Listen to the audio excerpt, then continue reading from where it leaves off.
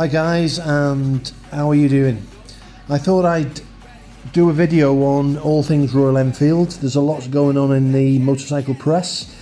We've got some stonking temperatures here in southern Europe, in Spain, so I'm sat inside and I'm going to do a voiceover on a video. I'm going to post a few videos on the promotional Guerilla 450.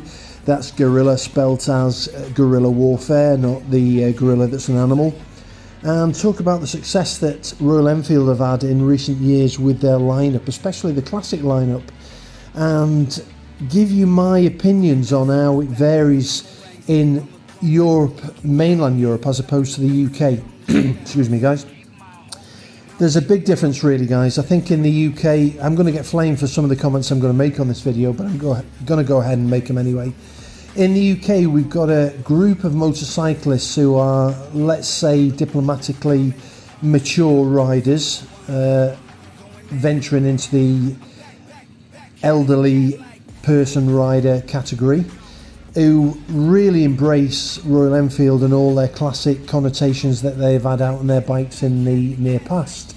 Now, to be honest, I'm one of them guys. I'm getting on in years now. I'm a child of the 60s, and I'm still fortunate enough to be riding big capacity bikes and smaller capacity bikes, and I've gone through the whole plethora of following the hype and the videos and everything around all the classic lineup of Royal Enfield to the adventure lineup of Royal Enfield, and being sucked in somewhat into that. Now, I'm not saying that has been detrimental. I've really enjoyed my journey with Royal Enfield, and I'm still a big fan of Royal Enfield motorcycles, but there's been a lot said lately about low capacity Royal Enfield motorcycles and how they're going to be global leaders. Well, to be honest, Royal Enfield in the 250 to 750 category are global leaders, but what we're not realising, what we're not told, and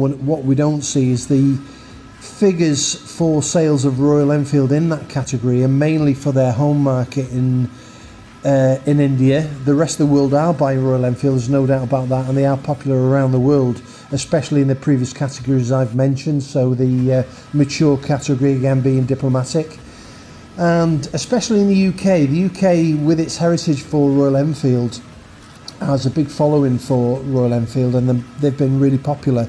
HE Boots really made the small capacity adventure Himalayan style bike popular, and that took hold and went around the world and has become popular even in the new 450 water cooled Himalayan, although it's not had the same impact as the previous model.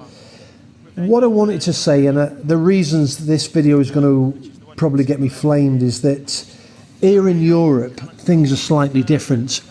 Royal Enfields are selling here in Europe, there's no doubt about that. The sales in the Royal Enfield garages are documented, but the problem that you've got in mainland Europe, and you've got this in the UK as well, but it's touching different factors and different market dynamics. In the UK as well as mainland Europe, you'll know that to get your A2 licence, it's a major process to go through and get your A2 licence. You have to jump through a lot of hoops that we didn't have to do in the past. When we passed our big bike licence, we automatically could jump on any bike and ride it.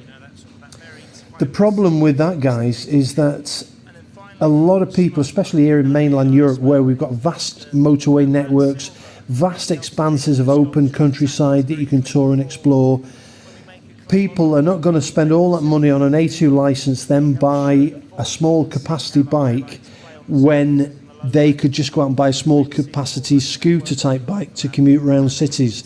If they're going on journeys and they're going to enjoy biking on a larger scale, they're going to pass their A2 test, and then they're going to get a large capacity bike, not necessarily a super large capacity bike, but certainly 650, and they're going to get it A2 restricted. And that's the way that we work in this part of Europe, especially in Spain, France, Germany, etc.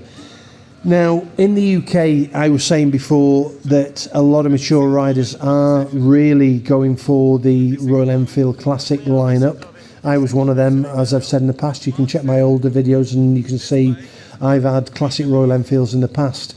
Now in the UK, you will see a lot of bikes advertised on the second-hand market with very, very low mileages. This in turn is probably due to the weather conditions in the UK, and you'll find that a lot of bikes in the UK do very, very low mileages per annum. These are guys that get their bikes out on a sunny weekend, they polish the bike, they go down to the local Starbucks, they'll do a few country lanes and go back home. So you're probably looking at a couple of thousand kilometres or a couple of thousand miles a year in the UK. In the UK, in Spain and in Europe, it's not unheard of to see most bikes clocking up 12,000, 15,000 kilometres a year. That's pretty much the norm, and you will see sales in Spain and in Europe of large capacity mileage or kilometre bikes obtaining the same prices that they are in the UK and retaining their prices as well.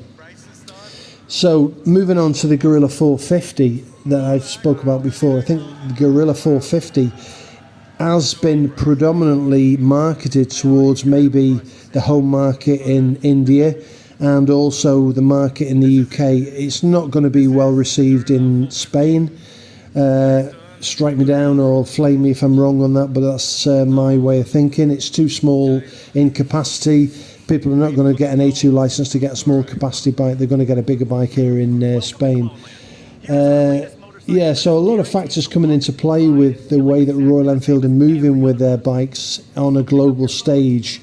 And I think generally the UK market and the Spanish market are vastly different in the way that we ride bikes and use bikes. Don't get me wrong, there are fair weather bikers in the UK.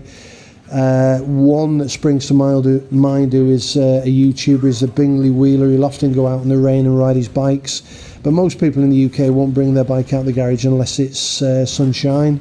And don't get me wrong guys, I'm pretty much the same. I won't ride here in Spain if it's raining, but saying that, we are extreme weather riders. We've been out on our bike 2 up to meet friends, out for lunch in 40 degrees, which is just as bad as riding in the rain.